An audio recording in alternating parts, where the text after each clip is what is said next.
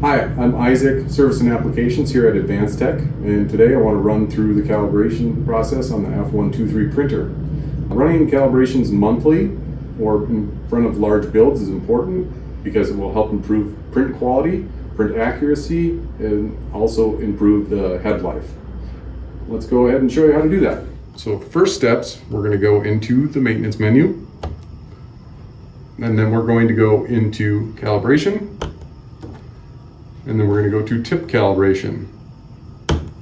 First things first, we need to run the automatic tip calibration. We recommend running this without a tray on the platen and no material loaded into the heads. This will help prevent any material from oozing out of the heads and throwing off the automatic tip calibration.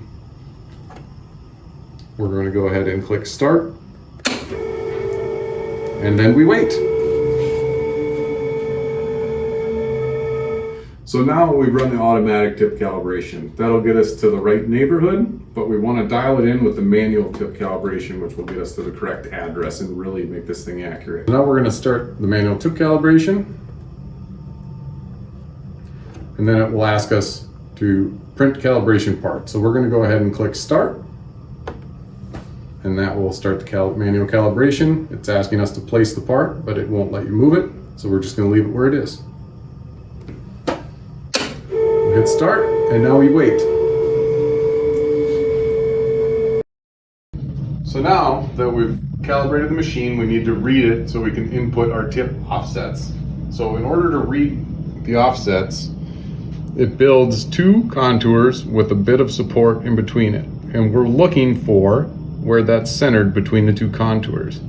Wherever that is centered, we put in the according value onto our tip offset screen. So on this one, it was reading 0, and then it was reading 2. This one was reading 0, and this one was reading 2 as well. So we're going to put those sliders to where they need to go and hit apply. We can also change the Z offset. The center piece of support is how we measure our Z offset. We just take this little piece of support off of here. See if I can get it with my fingernails. Sometimes I can, sometimes I can't.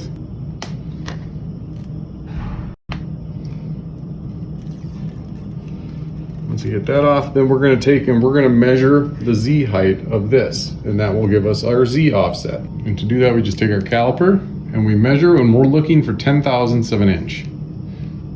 We can take from each side. So see how that one's 10 thousandths, the other one was 11. That one's 10, 10 and a half. That one's 10. We just kind of want to take a rolling average of how that looks all the way around and input that value. So in this instance, I would probably just go to 10 and a half. Use the up and down arrows to correct your offset for Z and hit apply. That will lock in that value. So as you can see, there isn't much to calibrating this machine.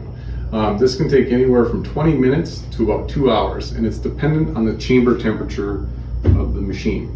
If the machine was sitting idle or you just finished a build, it will take less time because the oven's at temp than if you were just starting the machine up for the first time of the day. Now that we've got it calibrated, we should see an improvement in part quality and part accuracy.